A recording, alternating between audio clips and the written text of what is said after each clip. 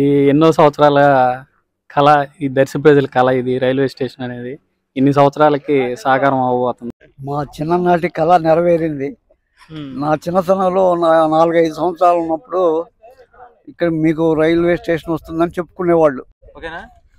Darsi railway స్టేషనే కాదు, bus station, రైతు బజారు ఇంకా ఇంప్రూవ్ అవ్వాలి. ఈ యొక్క దర్శి ఒకనప్పుడు తొండలు గుడ్లు పెట్టాయన్నారు. ట్రైన్ కోసం చాలా మంది వెయిటింగ్ చేశారు. ఈ ఎన్నో సంవత్సరాల కళ, ఈ దర్శి ప్రజల కళ ఇది రైల్వే స్టేషన్ అనేది ఇన్ని సంవత్సరాలకి సాకారం అవ్వబోతుంది.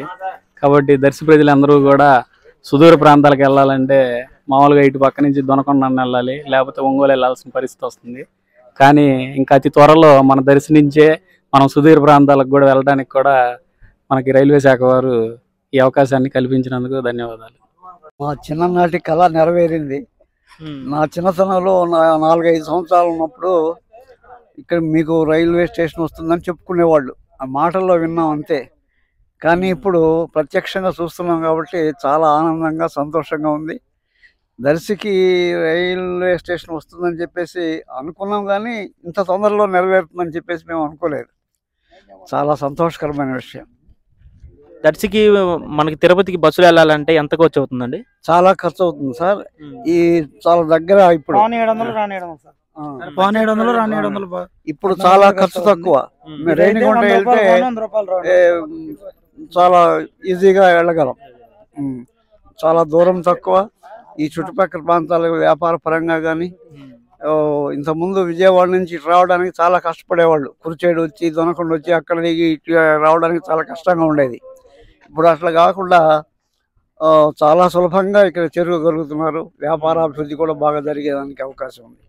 రోజు రోజుకి రైల్వే స్టేషన్ పనులు ఎలా జరుగుతున్నాయండి? చాలా స్పీడ్గా వేగంగా జరుగుతున్నాయి. అసలు ఇక్కడ ఈ పనులు టేకప్ చేసినటువంటి వాళ్ళని ముందు అభినందించాలి. ఎందుకనంటే వాళ్ళు నిర్విరామంగా రాత్రింబవళ్ళు చాలా కష్టపడ్డారండి. బాగా చురుగ్గా జరుగుతున్నాయి పనులు. దర్శి ఇంకా డెవలప్ అవ్వాలని కోరుకుంటున్నాం. ఈ దర్శిలో రైల్వే స్టేషన్ పడతాం అనేది మాకు గొప్ప విషయం. తర్వాత ఈ దర్శి నిదానంగా డెవలప్ అవుతాం అనేది ఇంకా మరీ గొప్ప విషయం. తర్వాత ఇంకా ఇంప్రూవ్ అవుతుంది యువత ఇంకా అనేది ఇంకా అంటే నాకు తెలిసిన వరకు నేను చెప్తున్నాను. ఇంకా అంటే అంతవరకే లేదు నాకు తెలిసిన వరకు. రైల్వే స్టేషన్ రోజు రోజు పనులు ఎలా జరుగుతున్నాయి? ముమ్మరంగా జరుగుతున్నాయి. 2 నెలల నుంచి రోజు రోజుకి అతివేగంగా జరుగుతున్నాయి. ఇప్పుడే రీసెంట్ గా బోర్డు కూడా అదే ఆ బోర్డు చూస్తాక మేము కూడా వచ్చాము. అదే చూద్దామని మా బ్యాచ్ మొత్తం అందరం వచ్చాము. అంతే, శరవేగంగా జరుగుతున్నాయి పనులన్నీ. మీది ఏ ఊరండి? మాది తురగపాలెం గ్రామం. మేము దర్శిలో ఉంటున్నాం. దర్శిలో ఉంటున్నారా? ఓకే, సరే. ఇప్పుడు అంటే మన దర్శిలో సరైన బస్ స్టాండ్ లేదు, కానీ రైల్వే స్టేషన్ వచ్చిందని జనాలు అందరూ అంటున్నారు. అంటే అది నాయకులను బట్టి ఉంటది కదా.